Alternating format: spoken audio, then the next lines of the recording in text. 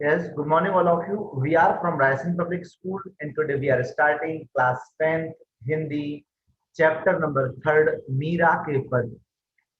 देखिए हम सब जानते हैं कि जो मीराबाई रही हैं वो भगवान श्री कृष्ण की बहुत भक्त रही हैं, बहुत बड़ी भक्त रही हैं, बहुत अनन्य भक्त रही हैं। वो ऐसी भक्त रही हैं जो कि भगवान श्री कृष्ण के को बचपन से ही उनको वो उनके अंदर भगवान श्री कृष्ण के प्रति बचपन से ही अनुराग रहा था। बचपन से ही वो भगवान श्री कृष्ण को अपना आराध्य देव माना करती थी और उनका जो जीवन रहा है वो कुछ कष्टों से भरा भी रहा है। कई सारे कष्ट सहने के बाद उन्होंने भगवान की भक्ति को नहीं छोड़ा, ये हम सब जानते हैं। भगवान के प्रति उनकी अनन्य भक्ति रही है और उनका जो जीवन है वो इसी पूरी भक्ति में, यदि हम उनके जो है उनके पद की बात करते हैं, उनके जो द्वारा लिखी गई जो रचनाएं हैं उनमें भगवान भक्ति की, भगवान श्री कृष्ण की भक्ति की जो है हमें झलक वहां पर देखने को मिलती है। चलिए हमारा जो चैप्टर है उसमें हम थोड़े से आगे बढ़ते हैं। हम देखते हैं कि इस चैप्टर में हम क्या क्या है उनके अनुसार हम इसमें देखते हैं। आगे देखिए यहाँ पर हम सबसे पहले बात करते हैं मीराबाई के जीवन परिचय की। तो जो मीराबाई का जो जीवन परिचय है यहाँ पर हम उसको स्टार्ट कर रहे हैं। देखिए, हाँ, जो मीराबाई रही हैं वो मध्य युगीन भक्ति आंदोलन की आध्यात्मिक प्रेरणा ने जिन महान कवियों को जन्म दिया था उनमें राजस्थान की कवयित्री मीराबाई का विशिष्ट स्थान है। मतलब उनकी यदि बात करते हैं हम मीराबाई की तो बहुत महान वो कवयित्री रही हैं। मीरा का जन्म काल और जीवन व्रत के विषय में बहुत मतभेद है, परंतु विद्वान क्या कहते हैं? विद्वान कहते हैं इनका जन्म 1503 ईस्वी में हुआ था और उनकी मृत्यु 1630 ईस्वी की मान्य की गई है। मतलब वो एक बहुत महान कवयित्री उनके समय में रही हैं। देखिए हम आगे बात करते हैं उनकी वैवाहिक जीवन की। तो जो मीराबाई के जो राणा सागा के पुत्र जो थे भोजराज के साथ उनका विवाह हुआ था। एक वर्ष बाद उनके पति की मृत्यु भी हो गई थी। मीरा की भक्ति दैन्य और माधुर्य भाव से उत्प्रोत है। वो भगवान श्री कृष्ण की बहुत अनन्य भक्त रही थी, बहुत बड़ी भक्त रही थी और इसलिए उनके अंदर उनकी जो भक्ति जो है वो भगवान श्री कृष्ण से बिल्कुल भरी हुई रही है। इन पर योगियों, गीतों, वैष्णव भक्तों का सम्मिलित प्रभाव पड़ा। मतलब भगवान विष्णु के भक्तों का, कई सारे योगियों का और कई तरह के गीतों का उनके ऊपर बहुत उनके जीवन पर प्रभाव पड़ा और वैसा ही प्रभाव हमें उनकी रचनाओं में देखने को मिला करता है। चलिए हम आगे बढ़ते हैं। इनकी आराध्य भगवान श्री कृष्ण रहे हैं। अपने आराध्य के लिए मीरा ने पूरा जीवन अर्पित कर दिया और अंत में भगवान श्री कृष्णमयी को हो गई। गीत गोविंद की टीका, राग गोविंद, नरसी जी का मायरा, राग विहाग, राग सोरठा आदि मीराबाई की प्रमुख कृतियां हैं। उन्होंने ये कृतियां लिखी हैं। ठीक है, मीरा के पदों की भाषा राजस्थानी, क्योंकि वो मुख्यतः राजस्थान की रही थी। उनकी भाषा ब्रज, गुजराती का भी मिश्रण, उनके वो बहुत जगह घूमी हुई है। ठीक है, तो गुजराती का भी मिश्रण उनके उसमें दिख जाता है। हम यहाँ पे थोड़े से आगे बढ़ते हैं। उनके अंदर ईश्वर भक्ति का समर्पण भाव इनके पदों में सर्वत्र पाया जाता है। मतलब भगवान श्री कृष्ण की बहुत बड़ी भक्त रही है तो उनका समर्पण भाव उसमें हमें देखने को उसमें मिल जाया करता है। हम यहाँ से थोड़े से आगे देख लेते हैं। हाँ देखिए, यदि हम केंद्रीय भाव की बात करते हैं यहाँ से, है ना, तो उनके जो प्रमुख केंद्रीय भाव की हम बात करते हैं तो प्रमुख पद में मीराबाई जो है, जो प्रथम पद जो है हमारा प्रस्तुत पद जो है उसमें मीराबाई जो है वो परमात्मा के मिलन के क्षणों को परम प्रसन्न क्षणों के रूप में व्यक्त करती हैं कि भगवान श्री कृष्ण से वो मिल गई हैं, है ना, और उनको बहुत अच्छा महसूस हो रहा है। इस मिलन पर्व को उन्होंने फागुन में होली खेली जाने वाली होली के फाग का जो खेल होता है उसके रूप में उसको व्यक्त किया है। होली में इस तरह का राग रंग मनाया जाता है। जैसे ही राग रंग भक्त के भीतर अनहद की नाद की झनकार, सील और संतोष को केसर और प्रेम की पिचकारी के माध्यम से प्रकट हुआ है। मतलब वो उनके अंतर आंतरिक जो हृदय है उसमें भगवान श्री कृष्ण की भक्ति उमड़ रही है, और उसी भक्ति को उमड़ते हुए वो देखकर वहां पर वो व्यक्त कर रही हैं भगवान श्री कृष्ण जो है वो किस तरह से उनको, उनके अंदर जो भक्ति की धारा जो है वो एक होली के उत्साह की तरह यहाँ पर उमड़ रही है। यहाँ पर उन्होंने इस पद में उन्होंने इस तरह से बताया है। देखिए कि जो मीराबाई हैं भगवान श्री कृष्ण की भक्ति में पूरी तरह से जब वो लीन हो गई, तो उनको ऐसा अनुभव हो रहा है कि वो भगवान श्री कृष्ण के साथ में होली का त्योहार मना रही हैं, वो पूरी तरह से अपनी भक्ति में लीन होकर वो उन क्षणों को याद कर रही हैं कि जो मेरे भगवान श्री कृष्ण हैं उनके अंदर उत्साह की उमंग जो है वो झनकार कर रही है, और वो उनको बहुत ही ज्यादा अच्छा लग रहा है ना। वो क्या यहाँ पर कह रही हैं कि सील और संतोष को केसर और प्रेम की पिचकारी के माध्यम से उन्होंने प्रकट किया है। वो यहाँ पर संतोष को केसर और प्रेम की पिचकारी के माध्यम से यहाँ पर वो बता रही हैं कि वही मेरे भगवान की जो ईश्वर जो हैं मैं उनको इस तरह से याद किया करती हूँ। वो उनको भगवान को मग्न बहुत मग्न होकर उनको याद कर रही हैं। चलिए देखिए और क्या है यहाँ पर, लोक भावनाओं के साथ अत्याधुनिक भावनाओं का भी ऐसा सुंदर समन्वय अन्यत्र जो है इस तरह का जो प्रेजेंटेशन है वो और कहीं दुर्लभ है, वो यहाँ पर और कहीं पॉसिबल नहीं है। जितना भावनाएं के साथ में उन्होंने वर्णन किया है और कहीं पर ये संभव नहीं है। अब यदि हम द्वितीय पद की बात करते हैं तो द्वितीय पद में मीरा ने राम नाम की महिमा का गायन किया। यहाँ पर राम नाम की महिमा का मतलब ईश्वर भक्ति से है कि वो भगवान श्री कृष्ण की भक्ति में लीन हो गई है, भगवान की भक्ति में वो जो है मग्न हो गई हैं। और उनकी जो भक्ति को उनको किसने रास्ता किसने बताया, सदगुरु ने। अच्छे उनके जो गुरु थे उन्होंने भगवान राम की भक्ति के बारे में उन्हें पता चल चुका है कि भगवान राम की भक्ति जो है वो उससे बढ़कर और कुछ नहीं है, या ईश्वर भक्ति जो है सबसे ऊंचाई पर है। मीराबाई क्या कह रही हैं कि जो ईश्वर की जो भक्ति है वो सर्वोपरि है, सबसे उत्तम ईश्वर भक्ति को उन्होंने यहाँ पर बताया है, ठीक है। और उनको ईश्वर भक्ति का जो मार्ग है वो उनके सदगुरु ने उनको दर्शाया है, वो उन्होंने बताया है। और अब हम इसको व्यर्थ नहीं गवाना चाहिए। इस जो ईश्वर भक्ति इसको चुरा नहीं सकते हैं, यह खर्च भी नहीं होती है, ये तो हमारे अंदर निरंतर बढ़ती ही जाती है। और अर्थात श्री कृष्ण के प्रति किया जाने वाला प्रेम और अनुराग जो है वो कभी खत्म नहीं होता है, वो समाप्त नहीं होता है, जबकि वो बढ़ता ही जाता है। इस पद में जो सदगुरु की महिमा का उल्लेख किसने, मीराबाई ने यहाँ पर किया है। हम यहाँ से थोड़े से आगे देख लेते हैं। देखिए हाँ, हमारा जो पद है मीरा के पद है ना, मीरा के पद में वो जो होली का समय है, और होली के समय में फागुन के दिन 4 रे होली खेल मना रे, बिन करताल पखावज बाजे अनहद की झनकार रे, बिन सुर राग छतीस गावे रोम रोम रंग सार रे, सील संतोष की केसर घोली प्रेम प्रीत पिचकार रे, है ना। चलिए तो यहाँ पर जो है वो मीराबाई क्या कह रही हैं कि फागुन के जो हैं वो 4 दिन की होली का खेल है, और वो यहाँ पर जो है भगवान श्री कृष्ण को याद कर रही है। उस होली के खेल में के अंदर भगवान श्री कृष्ण को वो अपने अंतर मन में महसूस कर रही हैं। देखिए यहाँ पर जो मीराबाई है वो क्या सोच रही हैं, क्या विचार कर रही हैं। वो कहती हैं फागुन के दिन 4 रे होली खेल मना रे, बिन कर ताल पखावज बाजे अनहद की झनकार रे, बिन सुर राग छतीस गावे रोम रोम रंग सार रे, सील संतोष की केसर घोली प्रेम प्रीत पिचकार रे।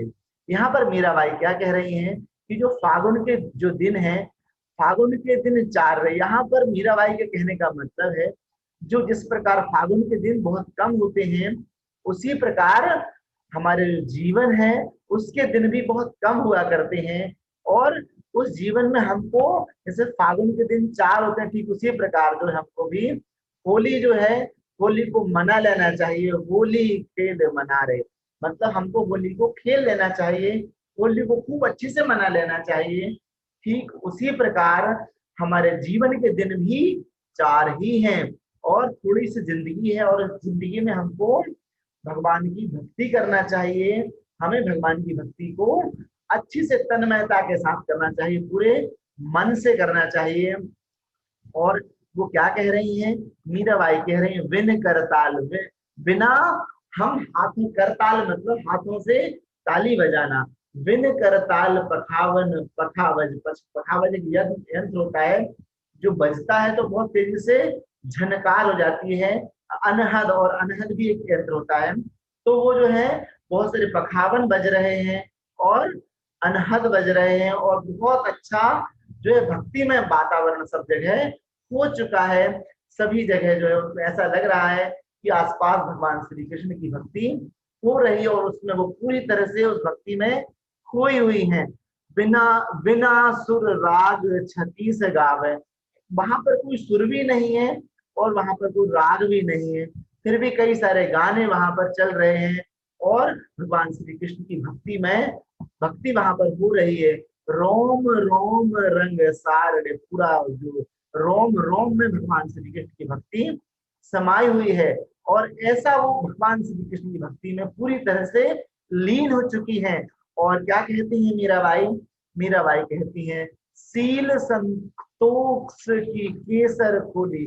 भगवान श्री कृष्ण की भक्ति जो है वो संतोष से भरी हुई है, शांति से भरी हुई है, आनंद से भरी हुई है। और ये केसर की होली है, ये है ना, ये जो होली यहाँ पर लिखा है इसका मतलब होली है, ठीक है, केसर की होली है जो बहुत ही आनंद दे रही है। और एक ऐसी होली है, ये होली जो है वो उसमें प्रेम की और प्रीति की पिचकारी है जो मेरे ऊपर आ गई है, और अब मैं भगवान श्री कृष्ण की भक्ति में पूरी तरह से मग्न हो चुकी हूँ, ऐसा मीराबाई यहाँ पर कह रही है। देखिए, इस पूरे जो हमारा जो पद्यांश है उसका हम यहाँ पर पूरा शाब्दिक अर्थ समझ लेते हैं। देखिए क्या है यहाँ पर शाब्दिक अर्थ इसका। अब फागुन के दिन आ गए हैं, ये दिन बहुत नहीं गए हैं, अब तो ये 4 दिन ही है, इसलिए अब मन से होली खेल लेना चाहिए, अन्यथा फिर अवसर ना मिलेगा। भाव यह है कि हमें समय अनुसार खुशियों को प्रकट कर लेना चाहिए। होली खेलते समय बिना ताल के ही पखावन बजने लगते हैं, मन के अंदर उमंग उठने लगती हैं, अनहद की झनकार सी होने लगती है, और बिना सुर के ही, बिना स्वरों के ही 3600 राग बज जाया करते हैं। प्रत्येक के शरीर के प्रत्येक रोंगटे इस होली के रंग में रंग गए हैं। सील व संतोष रूपी केसर के घोल को घोलकर मैंने प्रेम और प्रीति की पिचकारी में भगवान श्री कृष्ण की भक्ति के लिए रंग भर लिया है, और अब मैं उनके साथ में होली खेलने वाली हूँ। और क्या हो रहा है देखिए, उड़द गुलाल लाल भयो अंबर, बरसत रंग अपार रे, घूंघट के पट खोल दिए हैं, लोग लाज सब डार रे, होरी फेरी पीवे घर आए, सुई प्यारी प्रिय प्यार रे, मीरा के प्रभु गिरधर नागर, चरण कमल बलिहार रे। यहाँ पर मीराबाई क्या कह रही है कि जो भक्ति से पूरे पूरे संसार में, पूरे पूरे आसमान में जो है लाल रंग, गुलाल रंग जो है, गुलाल का जो रंग है पूरे आसमान में बिखर गया है, और बिखरने के कारण पूरा जो आसमान है वो लाल रंग हो गया है। बरसत रंग अपारो, ऊपर से बहुत सारा जो है होली का रंग नीचे गिर रहा है, और हम झूम कर भगवान श्री कृष्ण की भक्ति कर रहे हैं। हमने घूंघट के, जो घूंघट जो होता है, घूंघट मतलब हम किसी की लाज शर्म करते हैं, तो अब मीरा को जो है लाज शर्म नहीं बची है, वो भगवान श्री कृष्ण की भक्ति में पूरी तरह से लीन हो चुकी है ना। लोक लाज सब डार रहे, मतलब उन्होंने जो लोगों की जो मर्यादा होती है वो उन्होंने उसको छोड़ दिया है। अब भगवान की भक्ति में मग्न होकर वो नृत्य कर रही हैं, भगवान की भक्ति में होकर वो झूम रही हैं और होली खेल रही हैं। उन्हें अब किसी से कोई भय, कोई डर नहीं बचा है। भगवान की भक्ति में पूरी तरह से लीन हो चुकी हैं। होरी खेरी पीव घर आए, सुई प्यारी प्रिय प्यार रे। उनकी होली ठीक वैसे ही है जैसे कि प्रियतम जो है घर आ जाते हैं और वो उनसे प्यार करते हैं, ठीक उसी प्रकार उनकी होली भी है। और उस होली में वो पूरी तरह से भगवान श्री कृष्ण को याद करती हुई होली को खेल रही हैं। और क्या कहती है मीराबाई? मीराबाई कह रही हैं, मीरा के प्रभु गिरधर नागर, चरण कमल बलिहार रे। मीराबाई कह रही हैं कि उनके भगवान श्री कृष्ण गिरधर नागर जो हैं वो उनके ही प्रभु हैं, वो उनकी ही पूरी तरह से हो चुकी हैं। और उनके चरणों की वंदना करके कह रहे हैं, भगवान श्री कृष्ण आपकी बलिहारी है, आप महान हैं, आप सभी के ईश्वर हैं, ऐसा यहाँ पर मीराबाई कह रही हैं। हाँ देखिए यहाँ पर और क्या कहते हैं, इसमें विविध प्रकार के प्रेम में रंगों की वृष्टि होने लगी है। आसमान से अलग अलग प्रकार के रंग जो हैं वो गिर रहे हैं और होली में वातावरण यहाँ पर हो चुका है।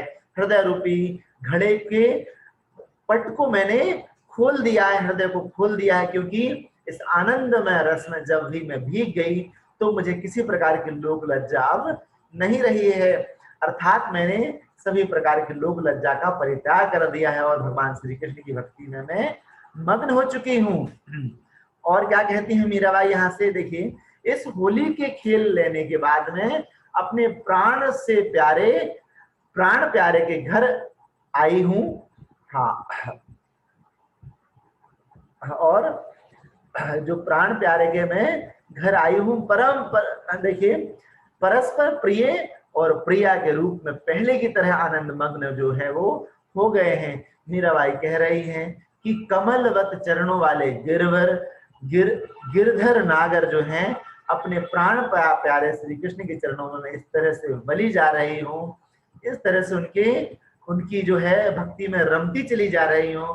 कहने का भाव यह है कि जीवात्मा परमात्मा से मिलने के लिए कि जब प्रेम पूर्वक प्राणवत समर्पित हो जाती है तब उसे परमात्मा का साक्षात्कार अवश्य हो जाता है। वह उसमें लीन होकर अत्यंत आनंद की अनुभूति करती है। फिर उसे संसार में रहने की, संसार में बसने की, संसार की वो माया के उसके बंधन पूरी तरह से मुक्त हो जाते हैं और वह पूरी भगवान श्री कृष्ण की भक्ति में आनंदमय हो जाती हैं और फिर उसे और किसी चीज की आवश्यकता नहीं हुआ करती है। हाँ देखिए, हमारा द्वितीय पद है, जो मीराबाई जो हैं वो भगवान श्री कृष्ण की भक्ति में एक पद लिखा करती हैं और उस पद में उन्होंने क्या कहा है? पायो जी मैं तो राम रतन धन पायो, है ना। यहाँ पर भगवान श्री कृष्ण की भक्ति के लिए उन्होंने राम रतन धन बोला है। ठीक है, भगवान श्री कृष्ण की भक्ति उन्होंने ली और उनको भक्ति का रास्ता किसने बताया? उनके सदगुरु ने उनको भक्ति का रास्ता बताया। हमें जानते हैं मीराबाई भगवान श्री कृष्ण की भक्त थी, लेकिन यहाँ पर जो पद है उसमें राम रतन बोला है। राम रतन का मतलब यहाँ पर भक्ति का रस है, भक्ति का आनंद है। राम रतन धन पाया का मतलब यहाँ पे श्री कृष्ण की भक्ति से लिया गया है। चलिए हम पद को समझते हैं। पायो जी में तो राम रतन धन पायो, बस्ती अमोलक दी मोरे सदगुरु, कृपा करी अपनायो, करी कृपा अपनायो। जन्म जन्म की पूंजी पाई, जग में सबे खुबायो, खर्चे नहीं कोई चोर ना लेवे, दिन दिन बढ़त सवायो, सत की नाव खेवटिया सदगुरु, भव सागर तरि आयो, मीरा के प्रभु गिरधर नागर, हरखे जस गायो। यहाँ पर मीराबाई कह रही हैं कि मैंने तो भगवान श्री कृष्ण की का भक्ति रूपी धन जो है, भगवान श्री कृष्ण की भक्ति रूपी जो धन है वो मैंने पा लिया है। राम रतन धन पायो, भगवान श्री कृष्ण की भक्ति रूपी जो धन है वो मैंने पा लिया है, प्राप्त कर लिया है। वस्तु अमोलक दी मोरे सदगुरु। और मेरे ऊपर जो है, जो मेरे सदगुरु रहे हैं, उन्होंने मुझे अनमोल वस्तु दे दी है, मेरे ऊपर कृपा कर दी और मुझे अपना लिया है। करे कृपा अपनायो, जन्म जन्म की पूंजी पाई। मैंने जन्म जन्मांतरों की पूंजी आज प्राप्त कर ली है, क्योंकि मुझे भगवान श्री कृष्ण की भक्ति मिल गई है। जग में सवै खवायो, मैंने जग में अपने पूरे संसार में सबको खो दिया है, और लेकिन मुझे जन्म जन्मांतरों की पूंजी भगवान श्री कृष्ण की भक्ति मिल गई है। खर्चे नहीं कोई चोर ना लेवे, और भगवान श्री कृष्ण की जो भक्ति मुझे मिली है वो खर्च भी नहीं होती है, और उसको कोई चोर चुरा भी नहीं सकता है। दिन दिन बढ़त समायो, और ये 100 गुना दिन दिन बढ़ जाया करती है। मतलब आज मेरी भक्ति थोड़ी है तो अगले दिन जो है और 100 गुना वो भक्ति बढ़ जाया करती है। सत्य की नाव खेवटिया सदगुरु, मैं सत्य की नाव पर सवार हो चुकी हूँ, मैं भगवान श्री कृष्ण की भक्ति की ओर चल चुकी हूँ। और अब इसको और आगे बढ़ाने के लिए हे सदगुरु, आप ही मेरे लिए इस नाव को आगे बढ़ा रहे हो। तो यहाँ पर मीराबाई ने सदगुरु को भी नमन करते हुए कहा है कि हे सदगुरु, मेरी नाव को आप ही आगे बढ़ा रहे हो, और आप ही इसको भव सागर तर आयो। अब आपको ही भगवान के पास जो नाव, जो भव सागर है, जो संसार सागर है, उससे दूर ले जाकर मुझे उस पार भगवान श्री कृष्ण के पास आपको पहुंचाना है।